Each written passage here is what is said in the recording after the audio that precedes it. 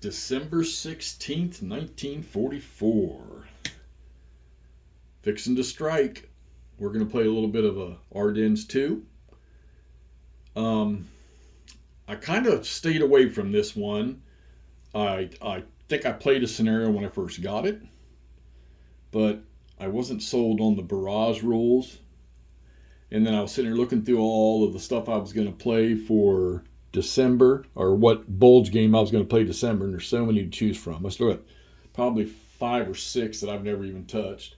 And of course, a couple of those I may not touch for a while, like Time for Trumpets or The Last Gamble, although I know eventually I'm going to want to get into The Last Gamble, because just watching what Kev was doing, it looks pretty fun. Sorry for the light there, guys, but I got to have that thing on, or else the shadow when I move over gets too big.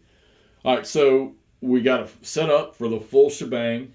Now, interesting with this system, probably the most interesting thing that I read is the victory point, how you determine victory conditions. And the rule says you use the greatest victory point accumulation from any turn. So I guess you got to keep a running list.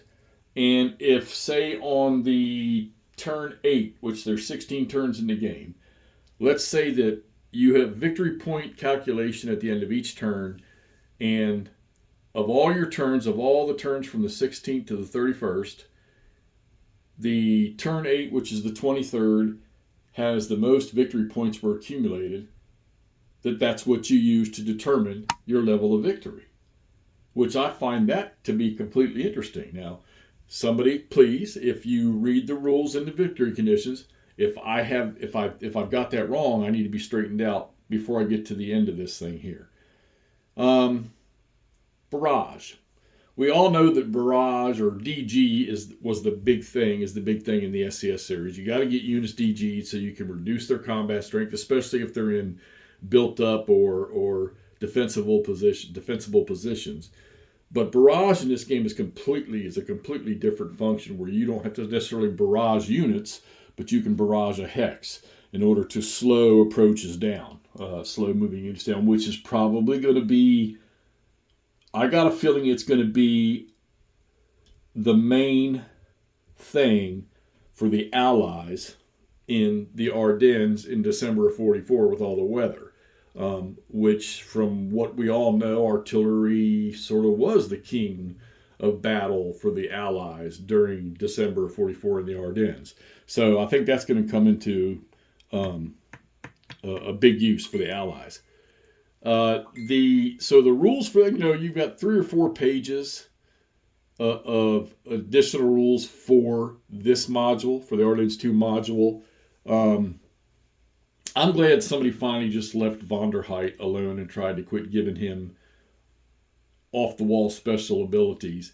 He drops on the map. If he makes it, he becomes just another combat unit. All right? Which, okay, good. So you don't have to think so much about what you're going to do with him. 150th Führersbegelite Brigade. There's other games I play where they can invisibly move past units through their zone control without being detected. They took that crap out of this. They're just a small panzer brigade now, and they're going to act like everybody else in this game. Good. Something else, some little side rule that you don't have to think about. Bug out for artillery. Interesting little rule. If they become, I just read the rule a minute ago, but whatever it is, there's something that causes them to just leave. Not to get overrun by enemy units or attacked by enemy units by themselves. And it's cool. You pick them up, you move them away down a road. They got to be in supply. I think it's something about at least 8 hexes away or whatever. But you just pick them up, move them. That reminds me of picking up in BCS, where you pick up the trains and just move them somewhere on the map, or you can the headquarters maybe. I thought that's pretty cool. Retreat before combat. You have hold or retreat. Where the defender can choose to hold or retreat. Now, there's certain exceptions where they have no choice but to hold, like non-mechanized units, infantry, they have to hold. If you're in a city, you have to hold. If you're DG'd, you have to hold. But you can, if they're not, and there's probably a couple other things, but if they're not, you can retreat them 5 hexes away before the combat even starts, and then the attacking unit that was going to attack can move into the hex and you go from there. So I think that's going to be pretty cool because that will allow units to escape just complete, potential slaughter, which, I got a feeling some of the Americans are going to get caught up in that anyhow. So, supply, typical SCS supply. What is it? In this one here, it's 5 hexes to a road that has continuous trace back to a supply. You have airdrops for the allies which I've already rolled for the first turn, which is no freeze, I think. Yeah, no freeze. I rolled a 2, so they don't get any air points available anyhow. And air power was limited during the early stages of the Ardennes anyhow. So, but they're not going to. You can use air supply to remove DGs from units, to put them back in supply and remove DGs, or they can just do regular trace. So, DG has a few different effects in this game than just the Well, I guess DG is applied to each individual module. So, but this one has its own unique thing, But of course, strength halved, movement halved, defense halved, and then how you recover them. Can't exploit, can't overrun, that kind of stuff when you're DG'd. Of course, you really don't want to do anything when you're DG'd anyhow because everything's so weak. But the map is clearly marked with all of, victory points in the hexes and stuff. Like, let's see, let's find. Here's one down here in Neufchâteau. Has a 1 on it, okay.